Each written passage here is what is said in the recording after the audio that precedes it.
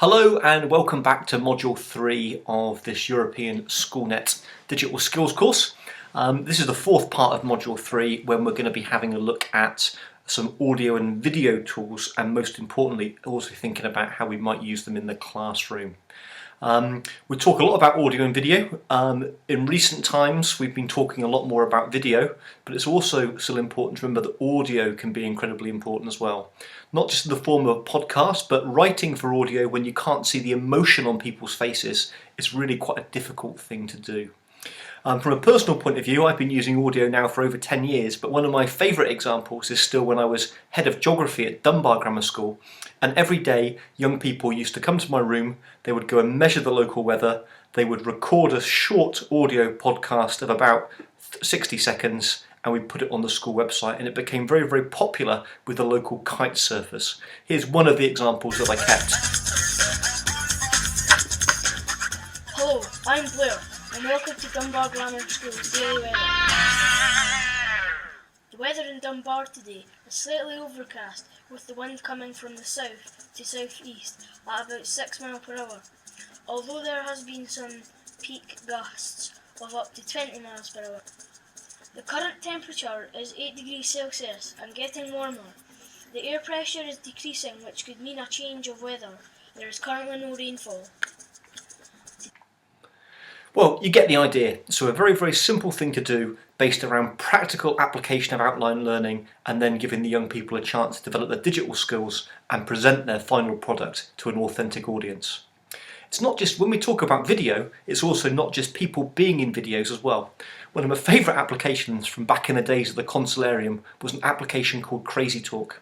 There you could take pictures that young people had drawn and animate them. A great way to combine art and also writing.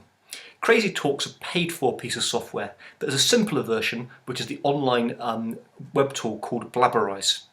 This is an example from my friend and colleague Derek Robertson, who was working with Dundee primary school children on a project on the Titanic.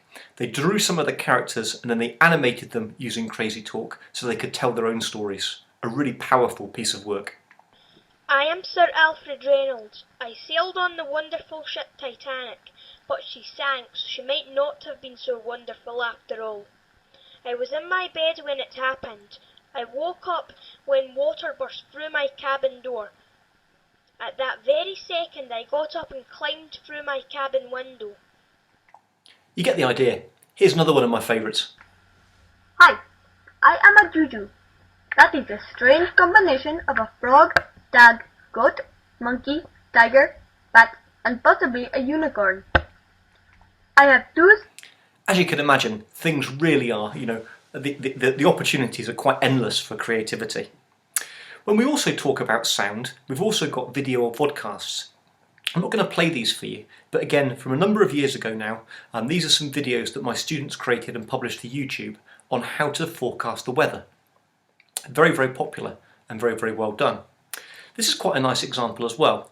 This is a literacy example where young people are using a chroma key, a green screen, to superimpose a false background behind them and also reading from an autocue. It's developing literacy skills around a thematic piece of work where they're pretending to be rock stars. Again, a really, really powerful and great thing. We were not expecting this award, and it's such an honour to receive this. I would like to thank my band members, Jesse, Toxic, and Jeff, and Music Man Records. But no thanks to the teachers that didn't believe in us. Well, look at us now. This is amazing to receive this award, and we are looking forward to putting it in our mantelpiece for everyone to see it. Again, hopefully you get the idea, and thanks to Gavin Byrne Primary School, in particular Gillian Pelly, for letting me use those clips. So the whole idea of video is it's really, really powerful, but also it comes back to this idea of authentic audience that we've talked elsewhere about in this unit. This is Drummond Community High School in Edinburgh, and they've got an animation club. And one of the things they do with their animation club is they put the clips online. This allows them to do several things. First, it provides the young people with authentic audience, but secondly as well, people can view their work and provide it with stars, a mark out of 5, summative assessment, but also leave moderated comments for them as well, telling them how they can improve their work. It's important when we think about digital tools that we also think about how we might use these tools to improve assessment processes as well as improving the learning process. YouTube is of course a really powerful tool, but it needs to be built up with trust and respect. I was very lucky to work in a region of Scotland where YouTube was one of the tools that was unblocked very early on. In fact, it was unblocked nearly 7 or 8 years ago. And I'll never forget going into this class and seeing a group of girls practicing a dance routine using YouTube, and I was speaking to the teacher who just informed me that they'd already established their class rules at the start of the year, and she completely trusted the children to use YouTube responsibly. In fact, of course, one of the reasons why YouTube is still blocked in a number of places over the world is nothing to do with safety and security, it's actually to do with bandwidth. What else? Video conference tools can also be incredibly powerful. Here we've got a school in Dumfries and Galloway that are actually being taught musical instruments using video conference. Again, quite a sophisticated way of doing things.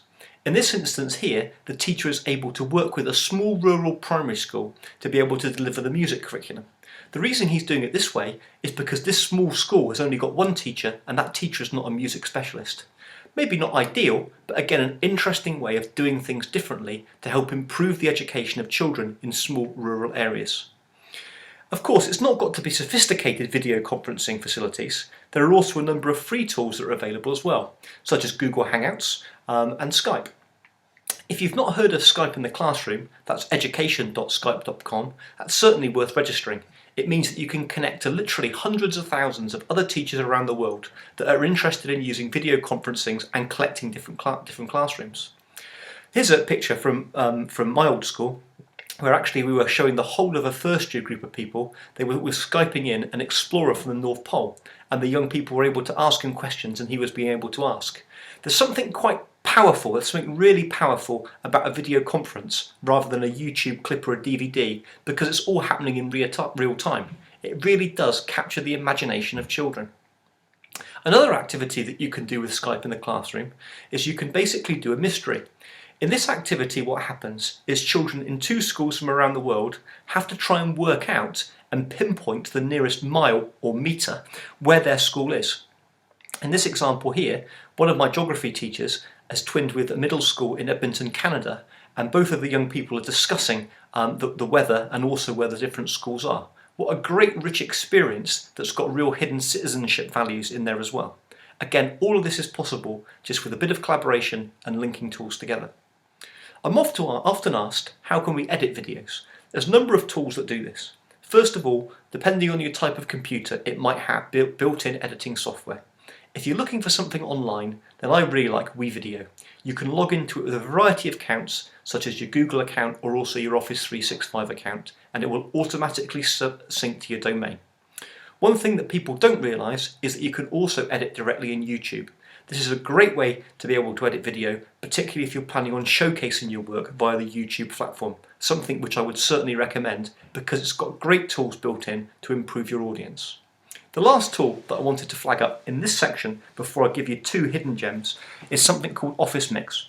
Office Mix is a free plugin for PowerPoint, and what it allows you to do is it allows you to record your PowerPoint presentations, it allows you to capture yourself as a presenter, a little bit like I'm doing now, and also add hand-drawn annotations and also quizzes to your PowerPoint presentations.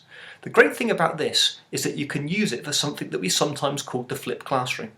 What the flipped classroom is that rather than giving a traditional lecture in a class, you pre-record your lecture and young people watch it as a home learning activity.